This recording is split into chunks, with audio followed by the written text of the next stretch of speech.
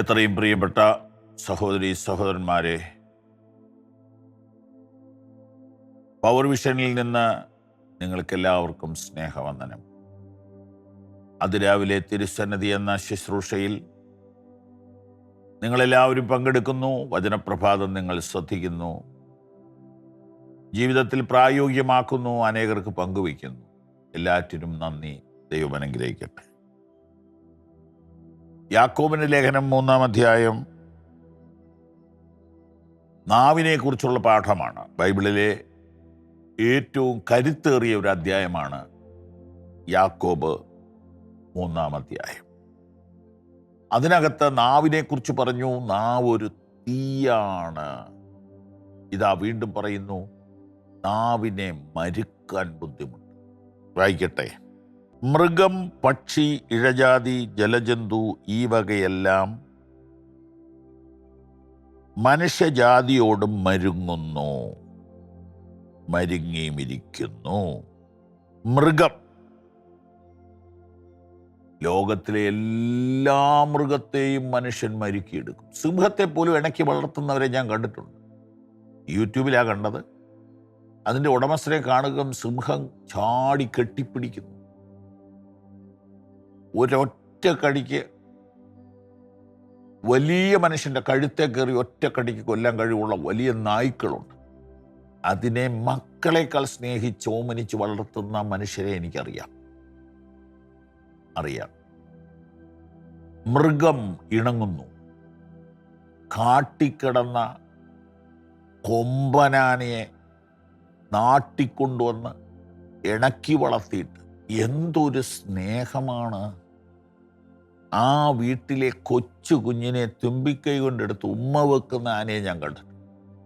ആ വീട്ടുകാർക്ക് ആ കൊച്ചു കുഞ്ഞിനെ അങ്ങനെ വിട്ടുകൊടുക്കാൻ ഒരു ഭയമില്ല. എനിക്കത് കാണുമ്പോൾ അത് ചെയ്യുന്ന ഇഷ്ടമല്ല. അങ്ങനെ ചെയ്യരുതെന്നുള്ള അഭിപ്രായക്കാരനാണ്. എന്നാന്ന് വെച്ചാൽ മനുഷ്യന് വെളിവില്ല, അന്നേരമാണോ ആനയ്ക്ക് വെളിവുണ്ടാകുന്നത്?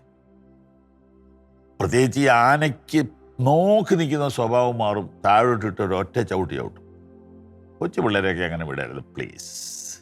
ആ പോട്ടെ, നിങ്ങളുടെ ഇഷ്ടം. കുഞ്ഞുങ്ങളോടുള്ള വാത്സല്യം കൊണ്ടാണ് ഞാനത് പറഞ്ഞു പോയത്.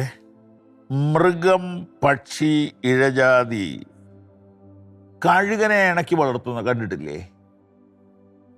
കോഴി, പ്രാവ്, കിളികള് എല്ലാം മനുഷ്യൻ വളർത്തും. പക്ഷികൾ ഇണങ്ങുന്നു, ഇഴജാതികൾ ഇണങ്ങുന്നു, കീരി, പാമ്പ് ഒക്കെ ഇണക്കി വളർത്തുന്ന ഞാൻ കണ്ടിട്ടുണ്ട്. ഈ വകയെല്ലാം മനുഷ്യജാതിയോട് മരുങ്ങുന്നു, മരുങ്ങിയിരിക്കുന്നു. നാവിനെയോ മനുഷ്യർക്ക് മരുക്കാവതല്ല. ഓ, ഇത്രയും പ്രാപ്തനായ മനുഷ്യന് നാക്കിനെ മാത്രം മരുക്കാൻ പറ്റുന്നു. അത് അവനെ തോപ്പിക്കും. അതടങ്ങാത്ത ദോഷം, മരണകരമായ വിഷം നിറഞ്ഞത്. അതിനാൽ നാം കർത്താവും ദൈവവുമായവനെ സ്തുതിക്കുന്നു. ദൈവത്തിൻ്റെ സാദൃശ്യത്തിൽ ഉണ്ടായ മനുഷ്യരെ അതിനാൽ ശാപിക്കുന്നു. ഒരു വായിൽ നിന്ന് സ്തോത്രവും ശാപവും പുറപ്പെടുന്നു. സഹോദരന്മാരെ, ഇങ്ങനെ ആയിരിക്കുന്ന യോഗ്യമല്ല. ഇങ്ങനെ പോകുന്നു ഈ പാഠം. ഇത് കേൾക്കാനൊരു രസമുള്ളതല്ലെങ്കിലും നമുക്ക് കേട്ടേ പറ്റൂ. നമ്മളെല്ലാവരും ഈ വിഷയത്തിൽ തോൽവിയുള്ളവരാണ്.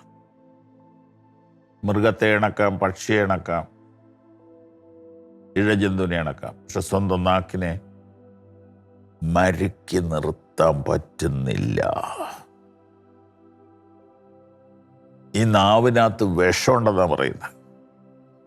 അതുകൊണ്ടല്ലേ ഒരാൾ മരിച്ചു പോയത്? ഒരാളല്ല, ഇഷ്ടം പോലെ പേര് മരിച്ചുകൊണ്ടിരിക്കുന്നു. സ്തോത്രം, സ്തോത്രം, സ്തോത്രം, സ്തോത്രം. എന്നാൽ ഈ നാവ് കൊണ്ട് തന്നെയാണ് ദൈവത്തെ സ്തുതിക്കുന്നത്. ഈ നാവ് കൊണ്ട് തന്നെയാണ് പ്രാർത്ഥിക്കുന്നത്. ഈ നാവ് കൊണ്ട് തന്നെയാണ് സുവിശേഷം പറയുന്നത്. ഈ നാവ് കൊണ്ട് തന്നെയാണ് ബ്ലസ് ചെയ്യുന്നത്. ഈ നാവ് കൊണ്ട് തന്നെയാണ് സൗഖ്യമാകട്ടെ എന്ന് പറയുന്നത്. ഈ നാവ് കൊണ്ട് തന്നെയാണ് ഗാഡ് ബ്ലെസ് യു എന്ന് പറയുന്നത്. ദൈവമേ, നാവിനായി സ്തോത്രം. എല്ലില്ലാത്ത ഈ അവയവം ഞങ്ങൾക്ക് തന്നതിനായി സ്തോത്രം. എത്ര ലക്ഷം, എത്ര കോടി വാക്കുകൾ ഈ ഒരു പ്രായത്തിനുള്ളിൽ ഞങ്ങൾ പറഞ്ഞു കഴിഞ്ഞു. ഇനി എത്രയോ വാക്കുകൾ പറയുന്നു. മനുഷ്യൻ പറയുന്ന ഏത് നിസ്സാര വാക്കിന് ന്യായവിധി ദിവസത്തിൽ കണക്ക് ബോധിപ്പിക്കേണ്ടി വരുമെന്ന് പറഞ്ഞ കർത്താവേ, ഞങ്ങളുടെ വാക്കുകളെ ഒന്നുകൂടെ ശ്രദ്ധിക്കാനൊരു കൃപ തന്നാട്ടെ, കൃപ തന്നാട്ടെ, കൃപ തന്നാട്ടെ. ഒരു വാക്ക് പോലും അരുതാത്തത് വരാതിരിക്കേണ്ടതിന് ഈ അധരങ്ങളെ സമർപ്പിക്കുന്നു, സമർപ്പിക്കുന്നു, സമർപ്പിക്കുന്നു, സമർപ്പിക്കുന്നു, സമർപ്പിക്കുന്നു. ഞങ്ങളുടെ ബഹുമാന്യരായ പ്രേക്ഷകർക്ക് ഇതിന് കൃപ കൊടുക്കണം. ഞങ്ങളുടെ വീടുകളിലെ അമ്മച്ചിമാർ അവരുടെ നാവിനെ നിയന്ത്രിക്കട്ടെ. ഞങ്ങളുടെ വീടുകളിലെ സഹോദരിമാർ അവരുടെ നാവിനെ നിയന്ത്രിക്കട്ടെ. പിതാക്കന്മാർ നിയന്ത്രിക്കട്ടെ. അങ്ങയുടെ നാമം മഹിമപ്പെടണമേ. യേശുക്രിസ്തുവിൻ നാമത്തിൽ തന്നെ. ആമേൻ.